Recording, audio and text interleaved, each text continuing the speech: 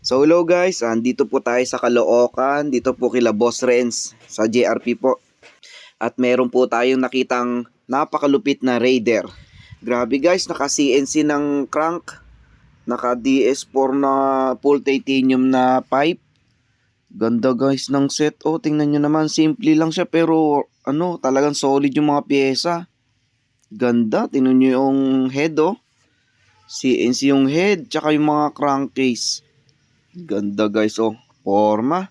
Tsaka guys yung tingnan nyo yung chassis niya oh. Naka-titanium na rin siya. Ganda. Tingnan nyo naman oh. Solid. Pag ito naman nila pag mo sa motor show, sigurado naman. Tingnan nyo oh. Chassis pa lang. Full titanium na. Tsaka guys hindi pa buo ito. Baka siguro na nasa 70% pa lang po yung pagkakabuild nito. Ganda nung Raider na to. Pipe oh, ganda nung pipe DS4. Lahat naka JRP po ito, JRP straight.